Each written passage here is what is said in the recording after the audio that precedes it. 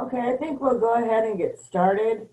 Um, I don't know that this will be very long, but I want to take an opportunity to talk with you about your presentations, and then just a couple of other things. And I'm going to share my screen with you.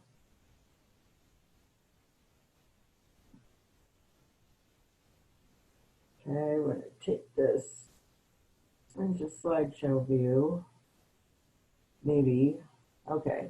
All right, can you see the screen? Okay, somebody's going to have to unmute. Can you see the screen? Yeah. Okay, good. I want to start first by going back to what the assignment was. Some of you did a wonderful job with this presentation, just great. And then other people kind of struggled with it. Um, and so since we've got another section of it, I thought it was a good idea for us to take just a few minutes to talk about um, what you did well and where we need to do some improving. Here's what the assignment was, and it has to do with the target market. And you've got your two product lines. And what I wanted you to do was to figure out the target market segment for each of those product lines based on cultural values, demographics, and social class. And then to support that with at least 5 different marketing vehicles: website, social media, newspaper articles or ads, television ads. And the purpose of the advertising examples was to support or essentially prove your identification of the target market characteristics. So that's what the assignment was. And here's what you did well. There were some really great examples. Some of you picked some commercials. No, I've seen a lot of commercials. Most of them I know, but not all of them. And there were some of them that I didn't know that were so good and funny and just great ads. And you did a good job of picking your examples. Some of you did a good job of finding them on social media. So some really good examples. And I thought pretty much everybody had a good understanding of the concept of a target market. Um, there were several of you who picked really nice slide designs and I think customized those designs some really nice things. And in most of the presentations, there was a good focus on social class. I could see a really strong understanding of that. But now let's talk about where we had some issues. There were quite a few people who got mixed up about the cultural values, and instead talked about corporate values. Now, those are not the same thing. Um, Corporate values are things that companies, usually larger companies, will develop a set of corporate values so that they can use those values to guide their employees and to guide their interactions with customers. But those are not the same thing as cultural values at all. And in a minute, we're gonna go back to cultural values. Um, Another thing that I saw was not using your example ads to prove or support your target market determination. We had quite a bit of describing instead of analyzing, and quite a bit of focusing on the product features and benefits instead of the target market designations. And we'll talk a little bit more about that. Some people relied on maybe just 2 examples, which was probably not enough to support your target market. And then lots of you didn't use the notes pages to script the presentation. And and in section 2, I'm going to require that of you. I think using those notes pages helps you solidify your thinking, and then it helps me to understand what you're thinking about. If we were in class together and you were standing up doing this presentation as an actual presentation, it would be a whole lot easier for you to explain yourself. Um, but since we're not doing that, and I don't want to do it on Zoom, I think that's just awful. Um, use the notes pages. So I want to go on to or back to cultural values. Um, this is a slide from your Module 2 lesson, and these are the cultural values that we studied. That doesn't mean that these are the only ones. And you remember you did the, no, stop that. Remember you did the case study for Levi's. I guess this is not going to behave here. You did the case study for Levi's and you looked at cultural values with that. So this is what those cultural values are. And they are completely different from corporate values. So let me see if I can get this back up. Why are cultural values a target market characteristic? And this we covered in Module 2. We are drawn as consumers to products that express our own cultural values. And we know that, and we do that through advertising. And we talked in the lesson back in Module 2 about how if we see advertising or other marketing vehicles, whether it's event marketing or whatever, that's contrary to the values that we hold, we tend either to not pay attention or we shy away from the product. And so the cultural values are pretty important. And I would say that in your presentation, this is one of the primary areas where people got confused. And I wonder, back in Module 2, we were having some trouble with those, with the PowerPoint lessons, and maybe that was part of it. I don't know. But I want to stay on this cultural values thing just for a few minutes because you're going to have to deal with it in section 2 of your presentation. I want to give you an example or two. We're going to do 2 of them. This is an old Rolex commercial. And several of you who did watches, you picked Rolex. But part of the reason I picked this commercial, it's kind of grainy and it is, you know, it goes back several years, is that the cultural values are actually spelled out right on the screen in the commercial. And I think we see social class here too. So let's take a look at this. Watch for those values to go by.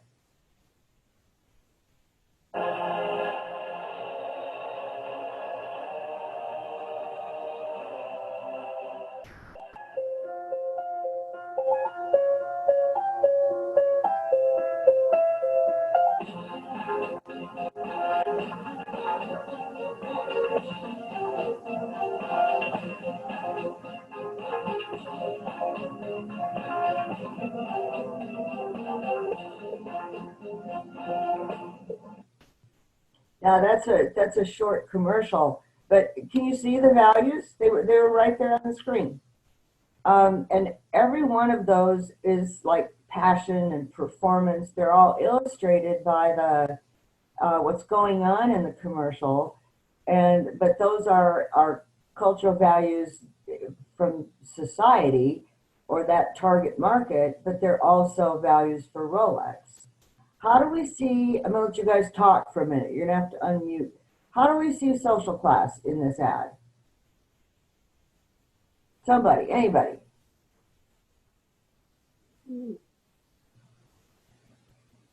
What social class would it target, do you think? Probably the upper class. Yeah, upper or upper middle. When was the last time any of you went to a ballet? Yeah, Never. probably never. So I think we see this commercial with those values underlying it, and then so it's targeted to people who have those values, and then targeted to that upper middle class and upper class social class.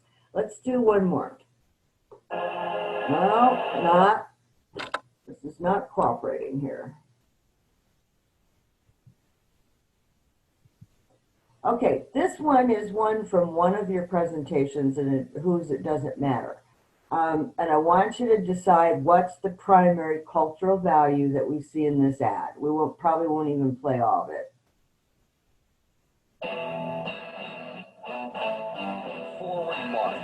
to the next generation and a brand new age, to the future and the future of car. Introducing the all-new Ford F-150, the first and only. Okay, what's the primary value? Okay, you guys are probably awake there. Somebody, anybody. You said hard work. Yeah, hard work. And that's a lot of what we saw in that Levi's ad too. That's the primary value, hard work. We could probably pick out some others. What's the primary demographic that we see in that ad? Don't make Mallory do it all. What's the gender demographic? Well, you're definitely going towards the male demographic, wouldn't you? Sure. Yeah, it's a male demographic. I mean, if we had watched the rest of the ad, there's not a woman in that ad anywhere. What's the social class? I would say it's men in the working middle class. Absolutely. Yeah, we have that blue collar, working middle class men who value hard work. You know, the whole process of this is just as simple as that.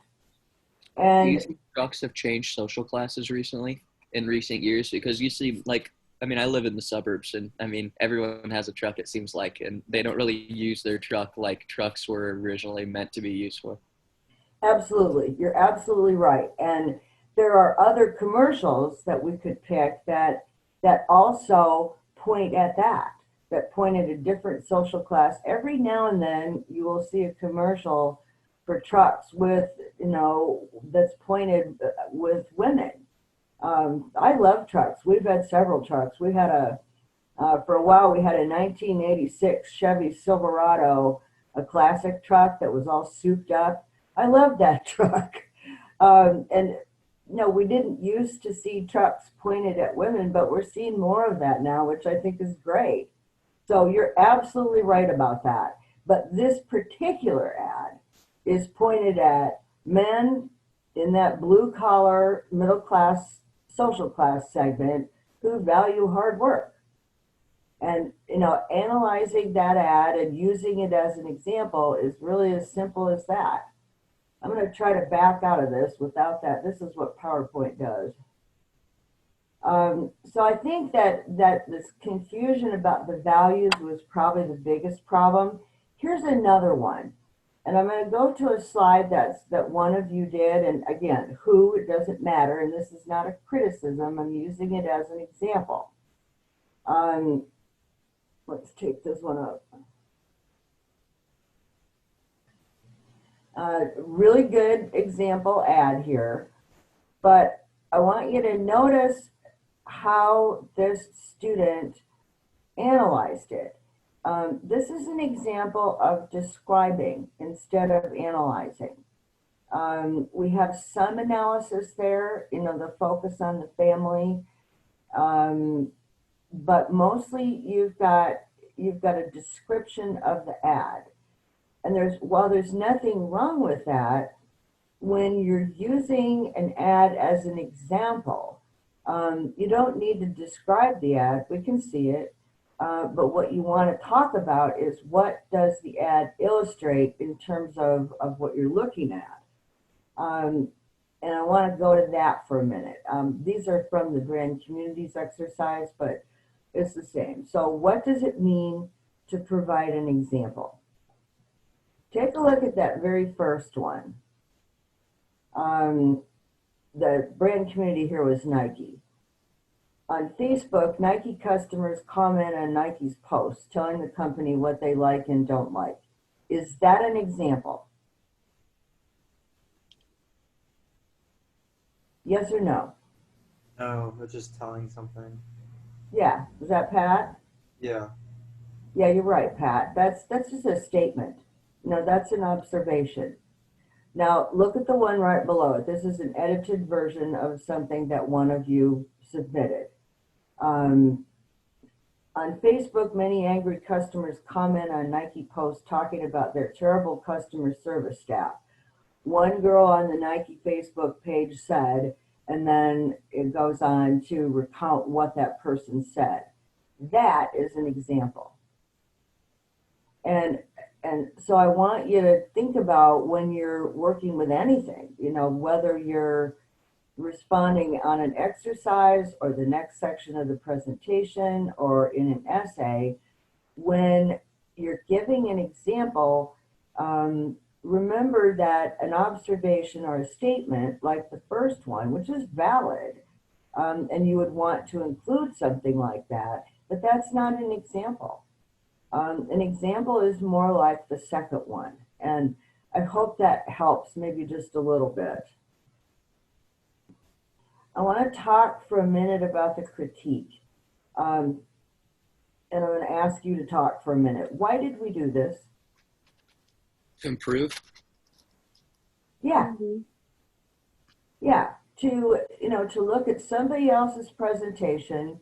And I saw some really interesting comments in the critique that said things like, this person did this better than I did. And that was the whole purpose of it. If you look at somebody else's presentation, you can, you know, you get a backed up distance from it, and you can see to help your own get better. Self-reflection's the most important thing in like anything you do. Absolutely. And you know, and some of you did a great job with the critique, and you thought your way through it, and you gave some good feedback. So you're going to do another one of those, and I hope that you'll take those seriously because they do help. And of course, you know, there's some help to the person you're critiquing as well. I want to talk just for a second about how to find the student critique of your own presentation. Those, of course, are on the discussion board, and I went through them and labeled them. And so if you go to the discussion board, you can look for the critique of your own presentation. And some of you, like Pat, you have 3 of them. Some of you have none, and some of you have more than one. But that's how you find it. Go to the discussion board and look for my post that identifies that critique. Do you have any questions about the critique? Okay.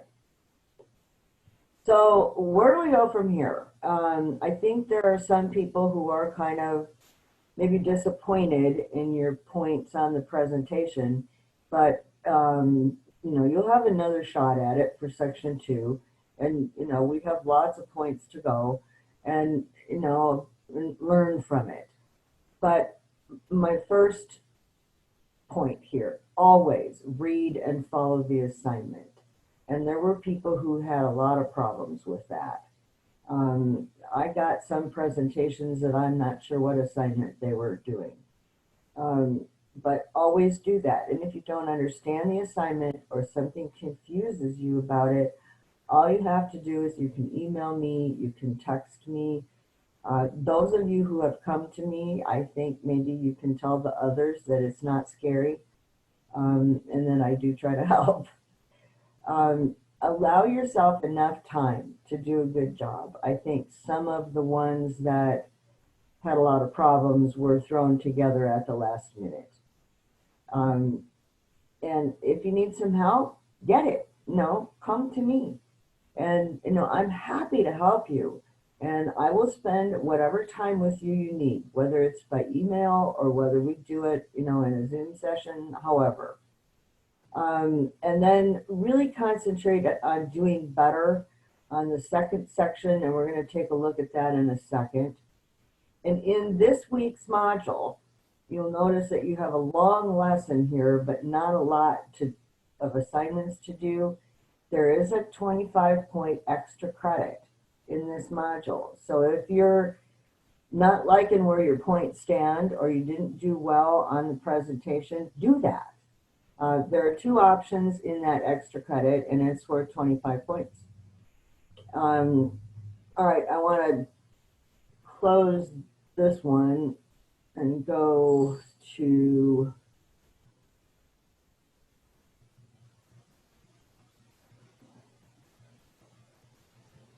over here.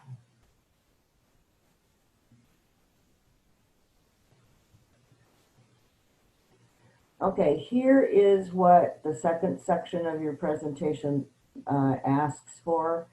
You've got, we've got a month before that's due, and some of this stuff isn't going to make any sense to you right now. But I just wanted to point it out to you. It is in this module 8 that you're working on right now. So what you're going to do is you're going to narrow your products to one of the two. You're just going to pick one of the two that you did for section 1. And this time you're not looking at market. You're looking at the advertising and marketing strategies as they relate to these things: the cultural values, demographics, social class, and then the group influences, which is the reference group stuff, the consumption subculture, and so on, and self-concept and lifestyle.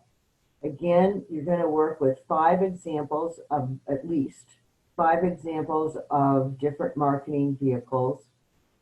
And then you're going to select one TV commercial or print or web ad. TV commercials are probably, or videos, sometimes, they don't run on TV, but they're just someplace else. And you're going to use that to analyze the internal influences. We've just barely started on those. So that's not going to make a lot of sense to you just yet. But so you're going to pick one product, excuse me, you're going to pick one product. You're going to analyze the marketing and advertising strategies as they relate to those things. And then you're going to pick one of your ads, and you're going to analyze how the marketer is using the internal influences. So you're going to analyze in detail the examples that you selected this time. I'm going to ask you this time for sure to use the notes pages in PowerPoint. I think you'll find that while it takes a little bit more time, that it's going to help you to solidify your thinking. And down here, I've given you an example of what this section 2 presentation might look like. And remember that the examples I'm giving you, these were done as group presentations. The assignment was a little bit different, not a lot, but I think the examples will help you. All right, let me stop this screen share. Okay, do you have any questions about any of that?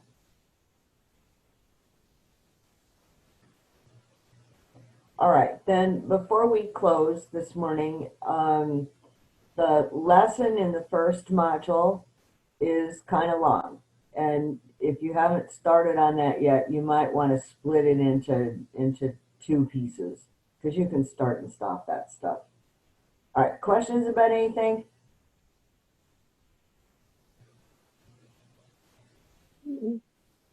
Okay, well, thank you for coming. The recording will be out there for you guys and also for the people who didn't and couldn't attend this morning.